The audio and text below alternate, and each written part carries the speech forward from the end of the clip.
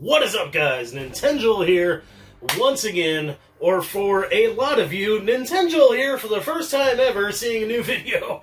Really freaking weird, but hey, this video is gonna have no intro, it's off the cuff. I'm recording it at 11:25 at night because I just got off work not that horribly long ago, went to the bar, had people pour me a couple beers after me babysitting adults and pouring them beers all night. I got a couple beers and pondered my day. And my day was really weird. So this video is going to be a thank you. It is going to be a welcome. And I'm going to show off 5 awesome things from my collection to maybe pique your interest for future videos. But first, story time. So I woke up this morning. I checked my YouTube channel, as I always do. And, you know, expecting fame and glory to come overnight while I'm sleeping. That does not ever happen. However, this morning I woke up, and I look at my subscriber count, and I'm like, oh great, YouTube's broken again. I was like, this is an unfamiliar number, but let's find out what's going on. So, I go in, I look at my videos, none of my videos seem to have blown up by analytics. I'm not seeing anything crazy with my subscribers immediately, but then I go to the comments, and there's just a list of comments from you guys telling me that you came from Happy Console Gamer's channel, or hey, I came from John's channel, or hey, Johnny Millennium sent me, and I'm like, what is going on right now? So, I go and check out Johnny Millennium's new video, and Happy Console Gamer put out a video, and he mentioned this that I showed off in a recent video, which was, it was my game guide collection, which I'm doing part 2 here very soon. But my Dragon Warrior 4 guide, which not many people have seen this apparently. I've shown this to several people, and it's mini, it's very small. In comparison to a regular guide, this is a metal magazine, but it's about the same size. Yeah, there you go. So, Dragon Warrior 4, a much smaller, compact, really cool guide. Rare as hell. Not many people have seen it, so he went out and got it. And he mentioned me in his channel, and just, like, gushed about me, and told me to go check me out, and, like, everybody show me some love, and everybody did. Tons of comments. Tons and tons of comments. Tons of views, too. And I'm blown away. If this was a random YouTuber that shouted out my channel, that would be one thing. I would be happy, I'd be stoked. But this is one of my favorite channels of all time. This is literally like the second gaming channel I ever started watching. I think the first one was Scott Squatch. Back in the day, he was JHMDF, if you guys remember that. I think that's what it was called. And then it was like Happy Console Gamer. And then Retro Liberty, if you remember when they had their original channel. But yeah, it's a whole different thing when somebody you really respect and somebody that you started your channel because of gives you a shout out. Like, I don't think that sentence really made sense, but you know what I mean. Like, it's a whole different vibe, and so I'm very humbled, and I really want to thank Johnny so much. Thank you, Happy Console Gamer. You rule. I have a tiny channel. It's itty bitty. When I went to bed last night, it was 1,449 subscribers. Not that I keep track or anything, but now it's like almost double. I'm looking at it right now. It's like 30 away from being double that in one day. You know how long it took me to get 1,000 subscribers? And now I have almost 3,000 subscribers, 3,000 people potentially watching me. So what this channel is retro games. Now it is shifted into even modern games. I do show off toys, I show off retro action figures, sometimes cards, but it's mostly gaming. And I've started to do top 5 videos, top 10 videos. There's going to be one coming soon. It's going to be a really nice one, so be sure to check that out. And, yeah, thank you, Happy Console Gamer, but especially thank you guys. Welcome. Thank you for all the love without even some of you guys seeing my content. There were so many comments that were in the vein of, like, I can't wait to watch your comment. Nobody that even watched yet were giving me love. And then people that have watched my content were, like, stoked about it. So I'm really happy. Love to see more people learn about retro video games, the stuff that I love, and even modern games that maybe emulate older games, or even new games that don't, because sometimes I just like kick-ass games. So, you're going to see a variety. Let's get on to 5 things that are rare in my collection. Not necessarily expensive, a couple of them might be, but rare. You're not going to just see this in any game store, so without further ado, let's get straight into that. Thank you guys again.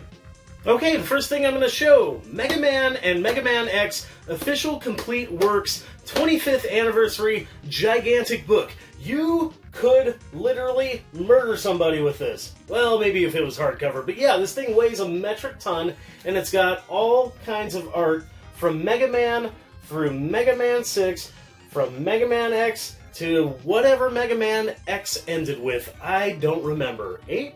9? I don't remember, but full of art. Even some, like, pre-production art and just amazing enemy designs, illustrations, amazing stuff. Here, let me find one of these crazy pictures. Yeah, look at these in the front. Super cool. This thing goes for a lot of money, too. This thing can go for like $100. I don't remember where I got this from. Maybe a yard sale? I feel like it was a yard sale, and it was not very expensive, and when I looked it up, I was like, holy hell, that is uncommon as hell. There you go. That's first thing. Okay, the second item here is a game. Not just any game, but a pretty uncommon import from the Sega Master System. This is Master of Darkness for the Sega Master System, a Castlevania clone that absolutely rules, but will absolutely kick your ass. This game is hard. It is tough as nails. If you get an upgrade to a sword, and you accidentally run into a knife, guess what? You've got a knife. You've got a toothpick to poke enemies with instead of something to slash people with. You can really, really mess up your game by accidentally picking up an item that sucks at the wrong time. But, that being said, it is almost a near perfect Castlevania clone. Like, if you said that this game came out as, like, I don't know, Castlevania 2 instead of Simon's Quest, I would freaking believe it. It is amazing, great graphics, great music, again, hard as hell, and pretty uncommon. You can tell it's an import because it has a horizontal manual as opposed to a vertical manual. But yeah, pretty good stuff. Have any of you guys played Master of Darkness? Hey, have you ever seen this Game Boy? Yeah, I didn't think so. Yeah, it's not a Game Boy. This is a Watara Supervision. This was an Asian Game Boy knockoff, kind of wannabe, but it actually took cartridges just like a Game Boy. In fact, the size of cartridges is very similar. They will not play in each other's systems. But what is cool, boop, you can tilt it up. Really neat. I mean, I don't know how useful it is, but pretty neat. There's a couple models of this system. One of them does not bend like that. It's a solid unit, and it looks a lot like a Game Boy, actually. But yeah, Watara Supervision, this is an Asian console. There's been some contention as to whether it came out in China or whether it came out in South Korea. I can't find a lot of information about it, but I got this for $30 with 3 games. And those games are P-52 Battle, Challenger Tank, and my personal favorite, Pacific Battle, which is kind of tactical. It's like a paper, rock, scissors thing with airplanes, ships, and ground stuff. Maybe tanks, I can't remember. But yeah, super fun stuff. Any of you guys played a Watara Supervision? Uncommon item number 3. TurboGrafx Express. A handheld TurboGrafx 16. And if you don't know what that is, please look up videos because TurboGrafx rules. It's one of the great unsung heroes of the consoles from back in the day. It competed with the Genesis and Super Nintendo. It was a dual 8-bit system, so it was kind of a 16-bit system. It was kind of in between like an NES and a Super Nintendo. Crazy good games. If you've ever heard of Splatterhouse or Bonk, that's where this started out. But this is the handheld version. These are incredibly hard to find in really good shape. I got this for a crazy deal because one of the buttons didn't work, the sound didn't work, and the picture was starting to go out. Gave it to my friend, and he was like, this board is going out. But he found a dude that lovingly creates his own boards for Turbo Expresses, and they are amazing. It was only like $40, I think, online, and it's like a brand new system. Everything works flawlessly, and so you can play these card games on your home console, TurboGrafx, or you can play it on a Turbo Express, and it is one of the craziest things for how old it is. It was one of the most innovative things ever. Think of the Sega Nomad, but way before the Sega Nomad. Definitely one of my favorite things in my entire collection. Last but not least, for sure, we have got Devil Summoner 2 for PS2. And you're thinking, nah, it's a pretty uncommon game, but no, it's the collector's edition, and it's still sealed. I got this from a crazy, crazy deal on either Craigslist or Facebook Marketplace, but I bought a collection of RPGs, and it was a lot of Shin Megami Tensei and a lot of Persona stuff, and this was in there.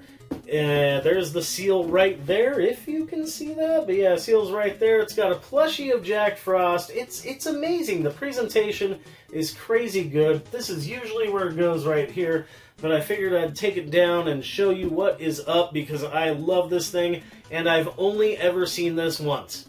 And it's this one. So yeah, have you guys ever seen this before? And what do you think of this game? Really crazy, action-oriented Shin Megami Tensei game, which I think is pretty damn cool. So yeah. Can you believe that I found all 5 of those items locally? And a couple of them from game stores? That's crazy! But anyways, I hope you guys enjoyed that. But mostly, thank you to Happy Console Gamer, and thank you guys for supporting the channel already, giving me much love. I really do appreciate that. More to come. You guys rule, much love, and keep rocking the retro games.